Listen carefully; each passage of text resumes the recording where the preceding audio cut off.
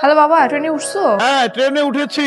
তুই কিন্তু আমার মোবাইল মোবাইল তো চুরি মানে কি আপনার ফোন চুরি হয়ে গেল? হ্যালো, কি হলো? চুপ করে গেলা কেন? কখন আসবো আমি? আমি স্যার, চোর মানে? আমি আপনাকে বারণ করছিলাম জানলার পাশে বসেন না।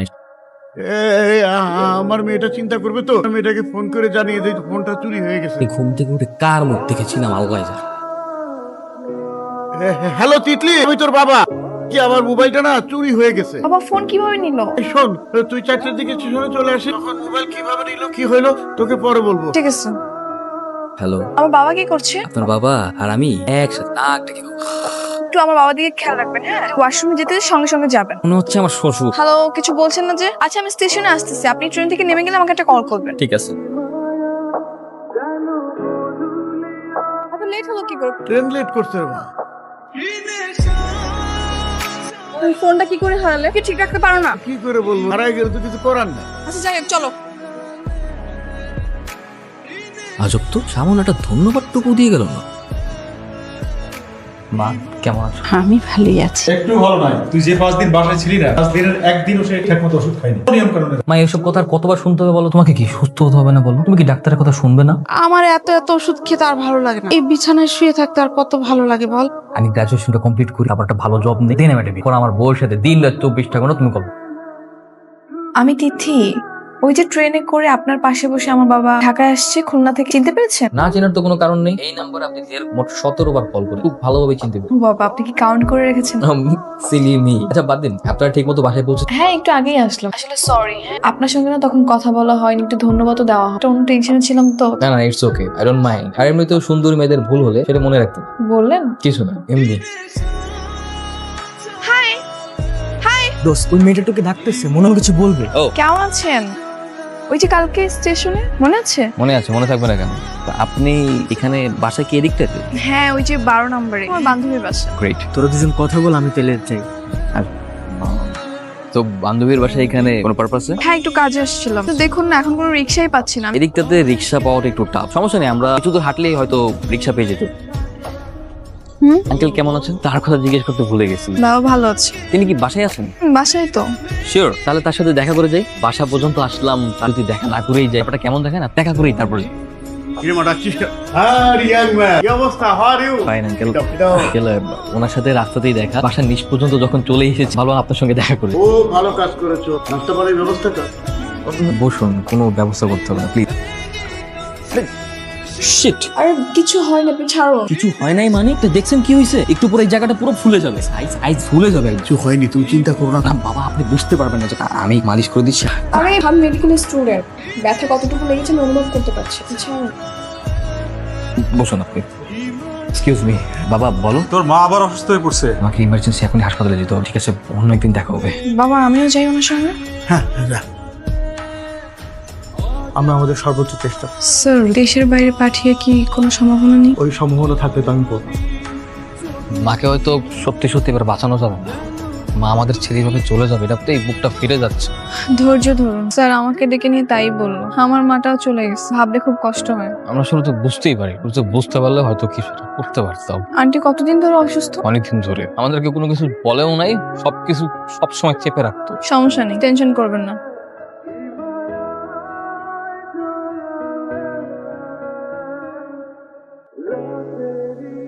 আমার জ্ঞান ফিরছে। আল্লাহ আল্লাহ, আমার মারা সুস্থ করে দাও আল্লাহ। মা গো, কষ্ট হয় বাবা।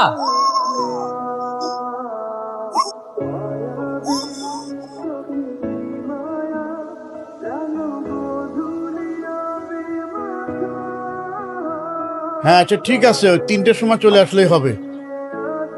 মা তিথি, তুই কি হাসপাতালে যাচ্ছিস না? হ্যাঁ বাবা, আজকে রুদ্রের মাকে রিলিজ করে বাড়িতে নিয়ে যাবে। ও আমারও তো যাওয়া উচিত, কিন্তু বাসায় তো মেহমান আসে। তো সমস্যা নেই, আমি যাই, তোমার যেতে হবে না। না না, কাজ কর, প্রাসাদ দরকার। এদিকে আমি মেহমান সামলিয়ে বরঞ্চ হাসপাতালে আনতে যাব।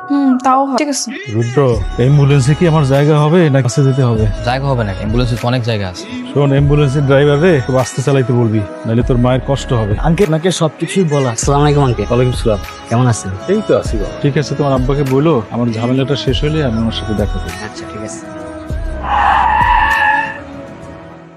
বাবা বাবা বাবা বাবা চোখ খোলো, বাবা চোখ খোলো। আসিফ তাদের অ্যাম্বুলেন্স ব্যবস্থা কর, বাবার হাসপাতালে নিতে হবে।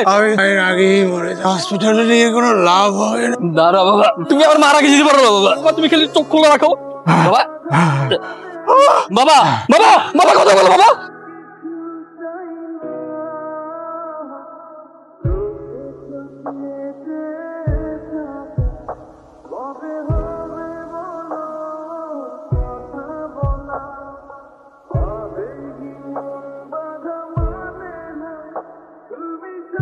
চলো রুদ্র, হাত দেরি করা ঠিক হবে না। তাহলে আমি কিভাবে ভিতরে যাবো? আমার যে পুরো কলিজা ফিরে যাচ্ছে, আমি বুঝতে পারবো না। আমি জানি এই কষ্টের বোঝা অনেক ভারী। আমি তোমাকে সান্ত্বনা দিব না, শুধু এতটুকু বলবো, মনে জোর রাখো। আন্টি এখনো অসুস্থ, তোমাকে তার সেবা যত্ন করতে হবে। তোমার বাবার লাশটা এই পাশে রাখা হয়েছে, আর তোমার মা ওই পাশে। তোমার মার পাশে তোর মাকে থাকতে হবে বাবা, তোর মাকে তো সান্ত্বনা দিতে হবে। বাবাজি, তোমাদের সাথে আমাদের যাওয়া উচিত ছিল, ইচ্ছা থাকলে উপায় নেই। হঠাৎ করে তিথির বিয়ের ডেটটা পড়ে, বিয়েটা ওর মামাই ঠিক করেছে। ছেলেটা একটা খুব ভালো ছেলে, মানে সবকিছু কেমন তাড়াতাড়ি হয়ে যাচ্ছে। ড্রাইভার সব কোথায় গেল? তিথি, তোমার বিয়ে ঠিক হলো কবে? সপ্তাহখানেক আগে। তোমার পরিস্থিতি ভালো ছিল না, তাই আমি বলার সাহস পাইনি। ভালো থেকে আমার জন্য দোয়া করো।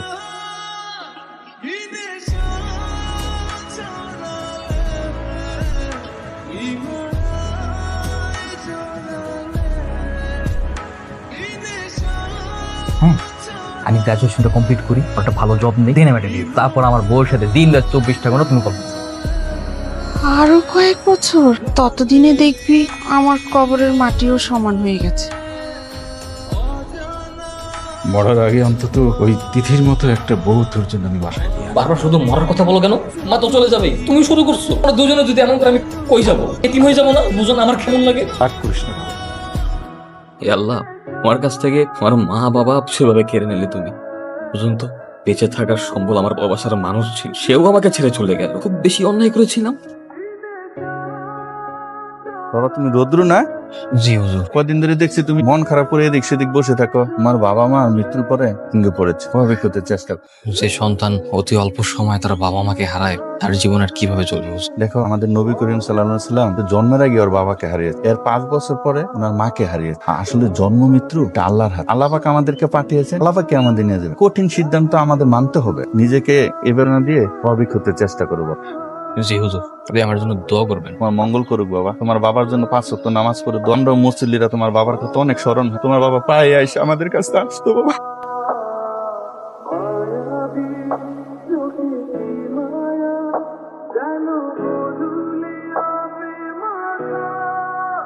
বারো নম্বর রুটে যাবা? চলো, ভাড়া কত?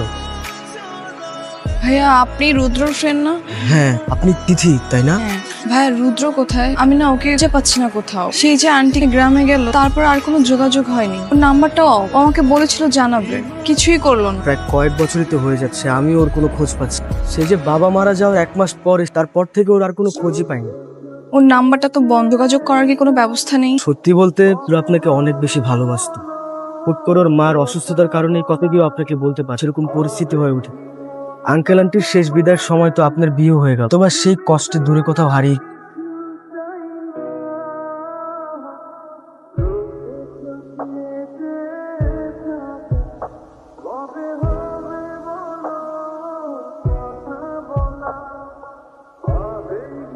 এই তিথি, এদিকে আসো।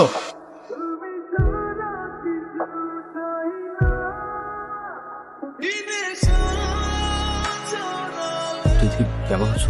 আমি ভালো আছি। আমার তো বিশ্বাসই হচ্ছে না, তোমাকে আমি সামনাসামনি দেখতে পাচ্ছি। তোমার মেয়ে না? মাশাআল্লাহ, খুব সুন্দর, একদম তোমার মতোই। হাজবেন্ড একদম পুরো পিওর জেন্টলম্যান। তিথি এই নি ফ্রেন্ড, তিথির অনেক আগের বন্ধু। দুলা ভাই, এই সেই রুদ্র। কি ব্যাপার, তোমরা এখনো এখানে দাঁড়িয়ে আছো? না, ট্রেন আসতে মনে হয় একটু টাইম লাগবে। আপনাকে খুব চেনা চেনা মনে হচ্ছে। আরে চেনা চেনা তো লাগবে, ও হচ্ছে তিথি সেই না বলো ভালোবাসার জন্য তিথি বিয়েটাই ভেঙে দিয়েছিল। আচ্ছা, আপনি সে? তিথির তাহলে বিয়ে হয়নি? না, হয়নি। না, বাবুর জন্য খাবার নি চিপস নি। সত্যি তুমি বিয়েটা ভেঙে দিয়েছো? তো কি করব, বিয়ে না ভেঙে তো আর কোনো উপায় ছিল না। আমি এমন একটা বাবা মানুষকে ভালোবাসলাম যে আমাকে ভালোবাসলো ঠিকই, কিন্তু বলতে আর পারলো না। একবার বলতে তো পারতা রুদ্র। দেখো তিথি, বাস্তবতা অনেক কঠিন। ভালোবাসলেও সেই সময়টাতে ভালোবাসি বলার মতো সিচুয়েশন ছিল। ছেলেটার মা মৃত্যুসজ্জায় ছিল। দিন রাত 24টা ঘন্টা ছেলেটার মায়ের মৃত্যু ভয়ে তার দিন কাটতো। ভাগ্যের কি নির্মম পরিহাস দেয়, ছেলেটার মায়ের আগে তার বাবা চলে যায়। ঠিক সেই সময় তোমার বাবা এসে বলে তোমার বিয়ে ঠিক হয়ে গেছে। তখন সেই ছেলেটার কি বা করার ছিল? তাই বলে এভাবে হারিয়ে যাবা? যাকে ভালোবাসি তাকেই যদি না পাই, থেকেই বা কি করবো? তুমি জানো না রুদ্র, তুমি হারিয়ে যাওয়ার পর আমি তোমাকে প্রত্যেকটা সেকেন্ড, প্রত্যেকটা মিনিট কতটা মিস করেছি।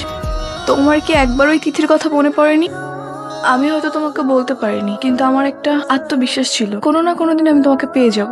আর সেই জন্য আমি এখনো বিয়েই করিনি। সৃষ্টিকর্তা বড়ই দয়াবান। তিনি আমার প্রতি নির্দয় হতে পারতেন, কিন্তু তিনি নির্দয় নন।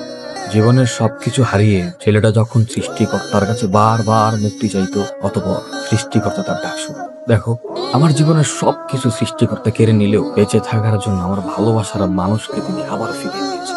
রুদ্র, আমি কি তোমাকে একটু জড়িয়ে ধরতে পারি?